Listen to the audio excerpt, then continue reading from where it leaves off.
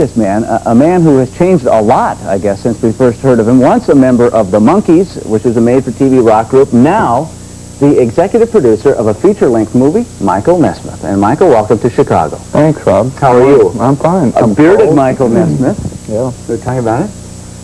For 10 years. For 10 years, a different look. I grew it right after the show stopped, and it was a good way to hide, for one thing, which was something I wanted to do, and also I didn't have to shave. You know, I want to talk about this hiding thing a little bit, because when we started mentioning last week that you were going to be on AM, we'd had a slow but growing, steady group of callers wanting to see you, wanting to know where you were. If they get tickets to the show, which they can, of course, because we don't have a studio audience here. You still have a remarkable following of Monkee fans. Do you keep in touch with Monkee fans? Do you keep in touch with the old Monkees? Well, I don't know that they're Monkee fans, really. I mean, well, they are Monkee fans, but they're just people that we grew. You see, the Monkees was what, 15 years ago? Yeah. Decade and a half. And these are people who just kind of it fulfilled a function in their life, but they also, you know, are second and third generation Monkees fans, and they're pretty constant, steady friends. I get a lot of letters, and there's Monkee fan clubs and Monkee conventions and stuff that goes on. I think around any television show like that. I think there's a big following for like Star Trek, for instance. Yeah. Stuff. So yeah, I stay up with it. But do you talk to the other fellas at all? I should mention, Davy Jones was with us about a year ago. Oh really? I think David's in England. I haven't seen David in a long time. Peter, I heard from on the phone the other day, but I haven't. Yeah, but I haven't seen him in probably 5 years. Mickey I talk to frequently. He's in London. He's a director for the BBC. Mickey Dolenz. Yeah, and he's doing very well. Would you guys ever get together again? No. No way at all. Not even for a revival. No, it's a little bit like, you know, restaging a high school prom. I mean, it just doesn't quite work. You know. The Monkees. The show was very successful. Some so-called rock aficionados, though, put a lot of pressure on the Monkees, saying that they weren't the greatest music group when it was out. When did you first feel that pressure, and how did you guys deal with that? Oh, we didn't feel too much pressure about it, I think, until it just blew up into an issue. I was always sort of surprised, you know,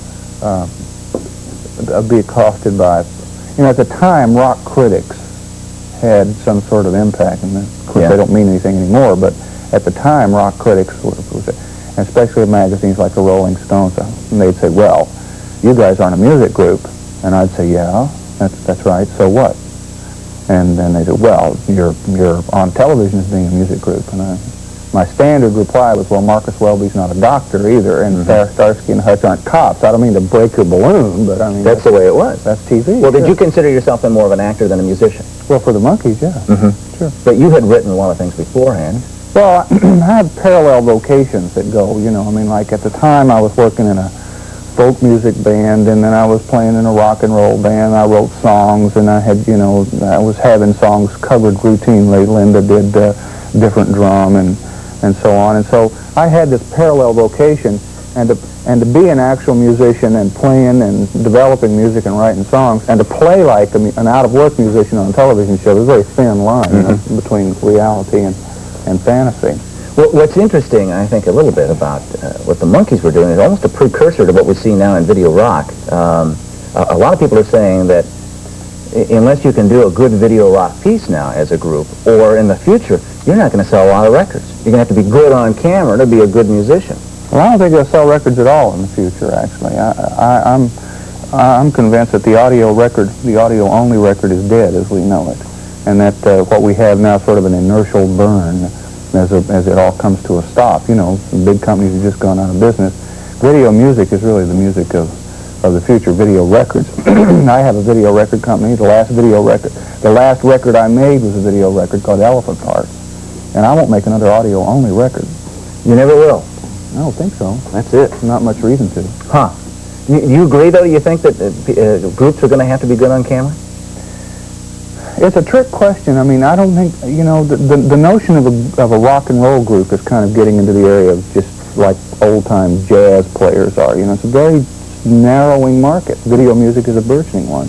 So it'd be a new artist. It's kind of frightening to a young artist who wants to get in and considers himself a musician, isn't it? Well, I think the young artists are the ones that really have an understanding of it. You know, you have a new dimension to your music. Good point. Yeah, good point. We're going to break away for a commercial because when we come back, Michael is now a movie executive producer. We're going to take a look at Michael's movie and talk to him more about that aspect of the business as we continue with Michael Nesmith.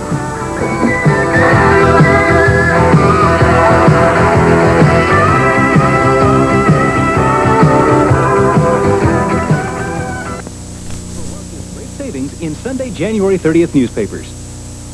Continue with Michael Nesmith this morning, and many of you remember him with the Monkees. Now you're probably going to have a tendency to remember him with his new endeavors, and that's the movie business. Now, quite a change from music, getting into being an executive producer on a movie. How did you make that transition?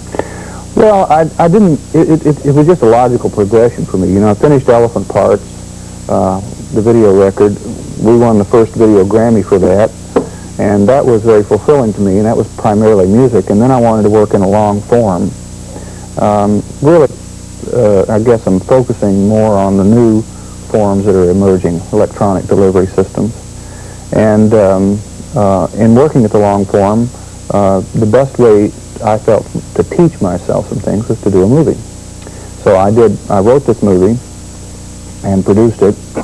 I was the executive producer. Harry Giddis was the actual producer. The guy who directed Elephant Parts, Bill Deere, was the director on it. And we just went forward to make a movie that we felt like we could learn something from, and also a movie we'd like to see in the theaters. Are you still writing music? And I've asked that because there's a second question in mind. Well, I did all the music for Time Rider. I wrote the music for Time Rider. Now, what came first, writing the music or writing the script? Well, in the case of Time Rider, it was writing the script. In the case of Elephant Parts, it was writing the music. And I'm working on a new piece now called Video Ranch, and I've finished the music, but I haven't finished the script. So in some cases, music is... We want to take a look at a portion of Time Rider, which will open around the Chicago area on the 21st. 21st, yeah. And let's see this portion. You can tell us a little bit about it. Okay. Where do we look? We'll look right in the monitor here and see the whole thing.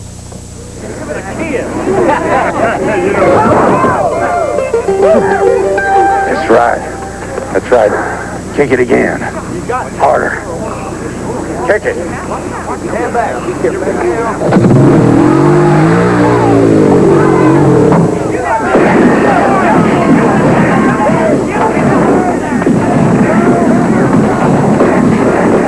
Nice group of looking guys. Yeah, isn't that nice? Did you recognize Keys from E.T.? Now, the fellow on the motorcycle? He's a bad guy, Peter Coyote.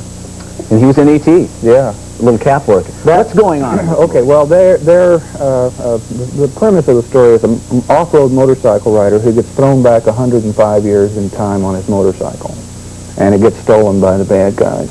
And that was them trying to remember what they had seen him do to make it work. They didn't know what that machine was. No, I had no idea. It's got some surreal aspects to it. Thank you so much. I certainly hope so. Well, is that kind of where you feel your career is going? In what way? Sci-fi, that kind of stuff? Yeah.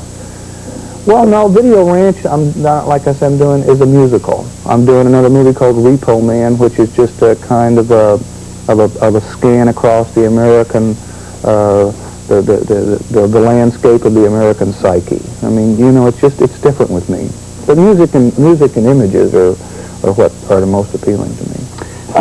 Just a couple things for Monkee fans. I've got to do this because they want to know about it. Absolutely, you have to. Are you married? Are you single? Do you have any kids? I'm still married. Still have children. I live in Carmel, California. Still run the Pacific Arts Corporation, which is my company, and I don't perform anymore. I have some ideas that I might like to go back out on the road, and as what, in a group or? Well, I think by yourself? maybe, as a multimedia performance kind of a setup, but I don't really have any firm plans to do it. It's just a notion. I just like working in as broad a form as I can, and, you know, live performance is as much a part of my realm as an artist as movies. And do you miss, though, the fan recognition, the people chasing you, the people wanting you? No, that was never that appealing to me anyway. You're glad it's over? Yeah, I like doing the work. I mean, The real fun for me is to sit down and watch Time Rider in a movie with a bunch of people that enjoy it, or Elephant Park. Well, I think it's been fun for a lot of Monkee fans, too, though, to see you again. And good luck on Time Rider. It opens in the Chicago area on January 21st. There's theaters all around our area. Good. Well, I hope you enjoy it. Okay, Michael, thank you very much for being with us. Enjoy your stay in Chicago. And when we come back, we're going to talk to two Chicago sports writers about the NFL and gambling. We'll be right back.